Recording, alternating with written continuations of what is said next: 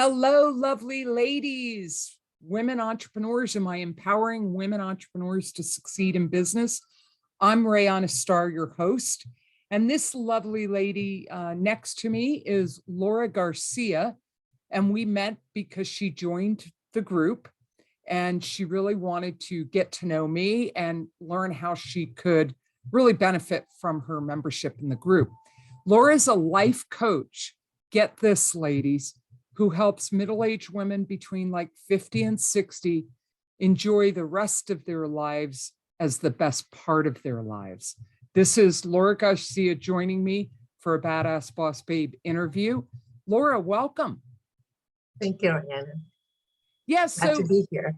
Yeah, and we want to get up close and personal and tell me a little bit, not like details like from birth kind of thing. You know, we've only got about 30 minutes, probably more like 20 minutes now. So tell me, you know, how is it that you got into life coaching? Was there an event in your life? You know, what was your journey that got you here? Because typically what I've noticed for myself and others is that we are our own soulmate client, that we are motivated to help people that are having the challenges that we ourselves have had and have overcome. So tell me a little bit about you and your life in a nutshell that's gotten to you to the point where you are wanting to help people as a life coach. Of course. I had a decent life, the first part of my life. I would not say I had a bad life. I had a good job, a good husband. Everything was good. From the outside, everything was working well.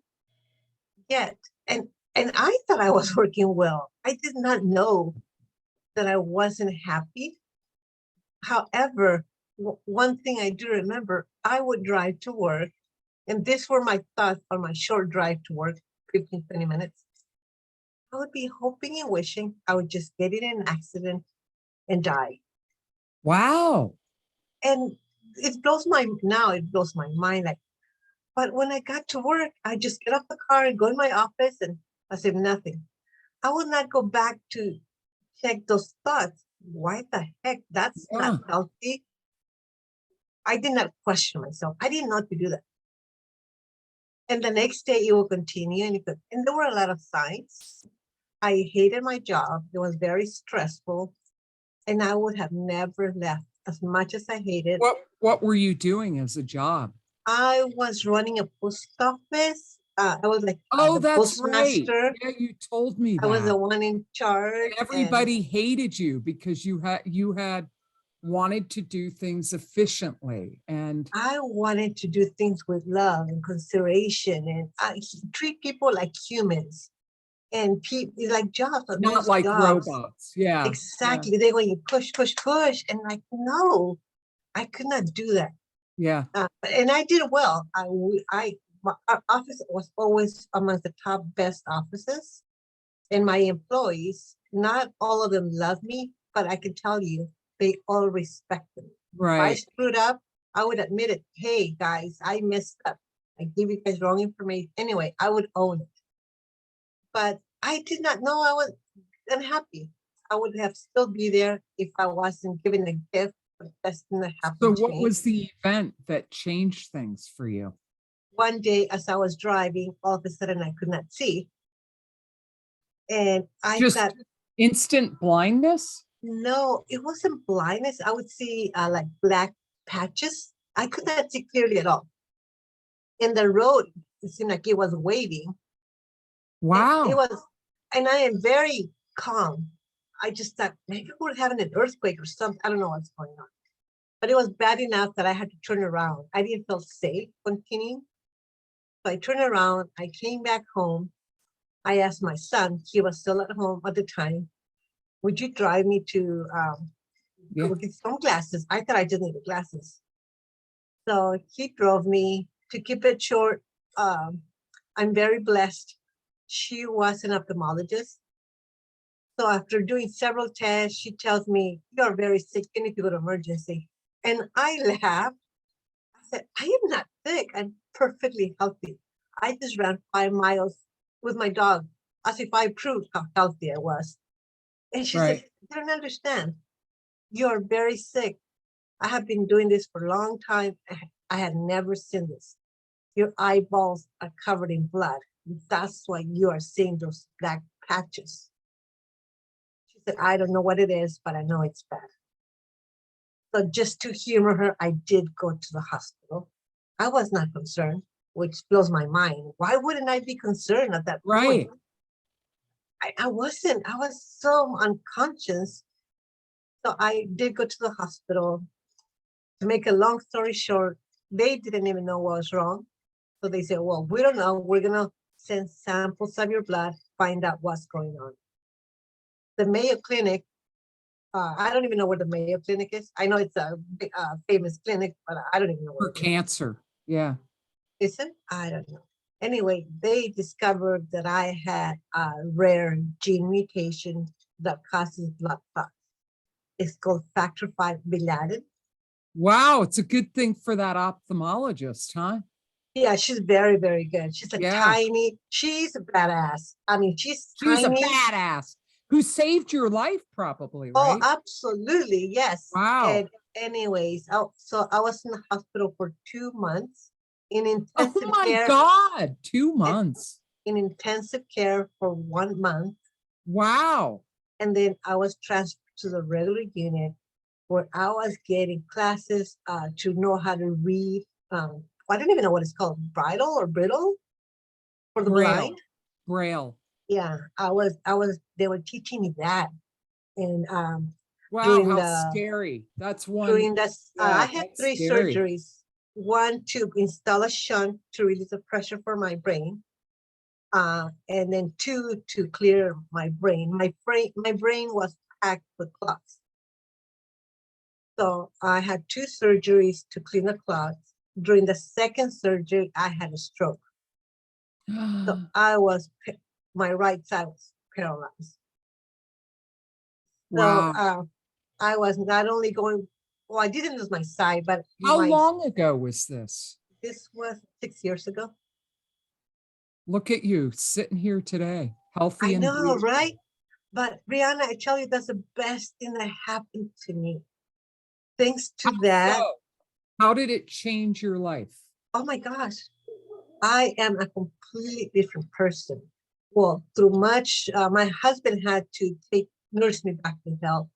He literally wiped my butt. I mean, serious. I was like a Yeah, and I baby. remember in our connection call, you had said your marriage, you guys had kind of drifted apart and it Yes. just happened slowly where you didn't really even talk to each other anymore. And No, we were because of like, this accident, it brought you back together and he showed how much he cared. And are you guys still together? oh yeah, we were like roommates, like polite roommates. He went Yeah. to work, I went to work, we would come home, have dinner, or sometimes I would come home at 10, 11 at night sometimes. When we had audits, I would be gone all day. So we never did anything together. On Sundays, we would go visit my mom. She was in a nursing home. We would all go as a family, like pretend everything was good.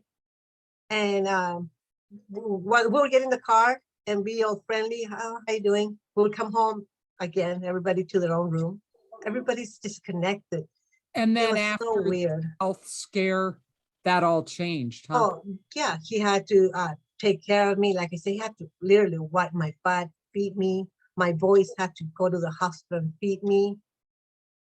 So I And slowly changed. something in that process started to transform the relationships in your family.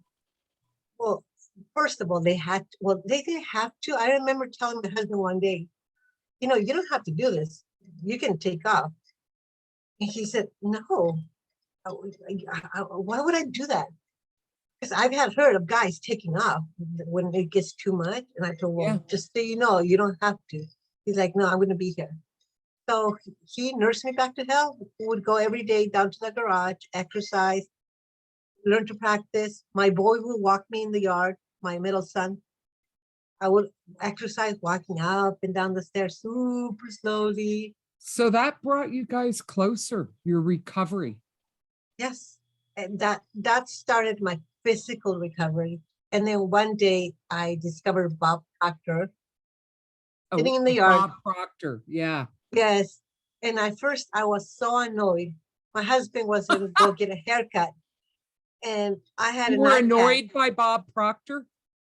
I did not know who he was. I Yeah. did not know He's anything some about old guy spouting advice, huh? Yeah. He Yeah. was pitching one of his programs for a guy on TV. And my husband handed me this iPad just so I would have something to listen to. Mind you, I could not see very well. So all I could hear. So I heard his voice and it sounded like an old man. Yeah. So I Well, was he is. swiping left and right on my iPad to get rid of it.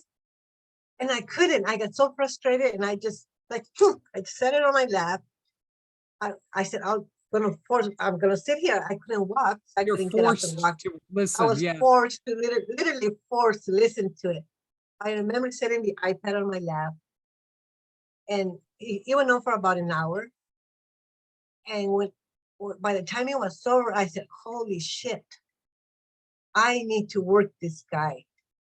I did this to me," because he was saying, our thoughts create our reality, and then all the thinking that I was doing on my way to work, wishing to get in an accident. I said, "Oh my gosh, I am so blessed I didn't get in an accident. That would have been so Well, in a selfish." way you did. It was like the universe said, okay, we've got a better plan for you that's even better than an Exactly. accident, but it's going to accomplish the same thing. And The less old people would you get hurt. died. Yeah, the Yeah, old you died. Yeah, yeah, yeah. And nobody else would get hurt, only me. right. I'm so grateful for that. I didn't even think about that. If I get in an accident, other people Right. may be involved. I didn't think that. And then the road to recovery, once you got over and you started listening to Bob Proctor, how was it that you made the transition into life coaching? Oh And my why? God. What was the motivation for you to become a life coach? I realized I had been asleep all this time. Mm. Like I just woke up when all of that came. And I realized most of us are like that. We're like zombies going through the motions, Beautiful. not even thinking. We're thinking that we think we are thinking, but we are not. We're getting Right. the same thoughts from every day, in a day out. We don't really think. Now that I'm aware of this, I listen to my husband talking. I asked him, "You don't even know what you're saying, do you?" He doesn't. We speak just because we have a mouth. We put no thought into what we're Yeah, saying. a lot of people are unconscious. Yes. And the reason you know that is just proof all around us in the world. Exactly. What's happening in Russia and Ukraine, the pandemic, how people have handled that. It's just all you have to do is look at the state of the world to know that people are walking around unconscious. Yes, that's why there's so much pain and hurt and anger. Yeah. We just don't know who we really are. Right. And even women our age, when I talk to women our age, they're like, "Oh, my grandkids or my kids." I'm like, "What about you? Who are you? Remember who you were. You have longings and wants. What do you want? Think about you. Don't wait for anybody else to come and make you happy and come visit you. Do what you love now. This is the best part. This is the best time. If not now, when? What are you waiting for?" This was a wake-up call for her. Oh, totally. It transformed your life, and now she wants to help women who were in similar situations. You're just going through life, maybe you're in your 50s or 60s, and Or maybe better yet, they're 30s and 40. I know women at all ages, they're teenagers that they don't know. She didn't even know she wasn't happy. No. But she noticed she had this thought like, I want to die in a car wreck. And instead, I would think I have great insurance. My family's going to be set. Like if money mattered. Right. And so now, what is who's your soulmate client? Like, the client if your whole business was filled with this person, you would be thrilled and enjoy every day of work. Who is this woman for you? Women like that are like I used to asleep, but that want to learn, want to get to know themselves, want to know who am I, what do I like, what do I love, not what my brother, my sister, my kids, what about my grandchildren, but what do I like? People who are walking dead, who need to Yes. come to life, who need to wake up. Maybe you're just going through the motions in your life. Maybe you're just like thinking, this is my life. And Laura is a great example, given what she's gone through. She's speaking from experience that no, there's more to life. Things can change. You don't have to have a near-death experience in order to have that. So how do you help women with coming back to life so they can enjoy the rest of their life? Reprogram their mind, rechange the story that they were told or that they believe of who they were. Reframe. I help them Reframe your story, reframe the mindset. story. Don't you Yes. agree? Everything starts there with Oh, mindset. 100%. Yeah. Yes, absolutely. Absolutely. So if someone wanted to work with you, how do you work? Do you have is it one-on-one coaching? Do you work with people in a group coaching setting? Do you have, like, you work with people for 3 months or 6 months? How do people work with you? You know, we have been at 6 months. To answer your question, 6 months. And I love doing one-on-one because a lot of people don't want to share. I don't feel comfortable being vulnerable in In that a setting. group, right? But one-on-one, and that's how I used to be. I would never feel comfortable speaking out that there's others around. But one-on-one is a more safer environment. And also for my energy, I'm a big introvert. So I do One-on-one really suits you, and it's good Yes, for your energy, and you like the intimacy of it. yes. In 6 Okay. months, because, you know, Yeah, it takes 2 to 3 months just to shift a mindset and a habit. yes, So you yes, really, I agree. 6 months is a good time to work with someone to help them actually, because those first few months, it's just about awareness and helping them see what they haven't been able to see yet.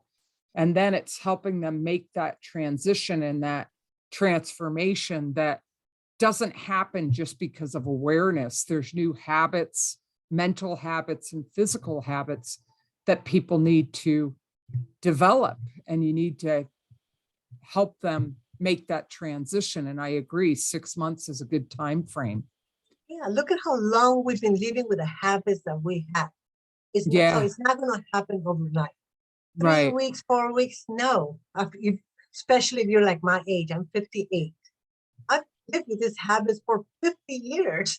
right. So they're not going to Not just change gonna, overnight. yeah, it doesn't. Exactly. Yeah, this whole idea that you can make or break your habit in 21 days is actually That's bullshit. bullshit.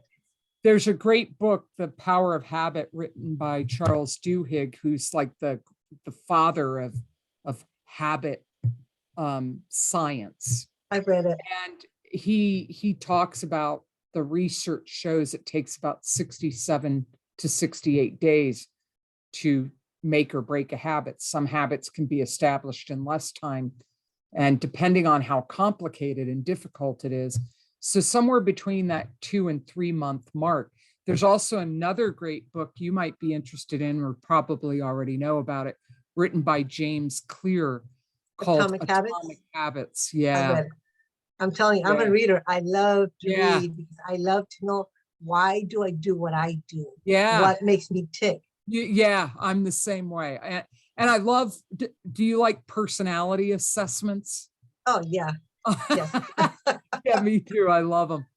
Oh, I'm a geek. It's not just for myself, but also for others. Because Oh, absolutely. Yeah, but yeah, as you better coaches, you yourself, want you to, help others around you as well. right. And you have to be effective, and not everybody's like you. So you've got to be, as the coach, willing to adjust the way you communicate to accommodate the client because they think differently than you.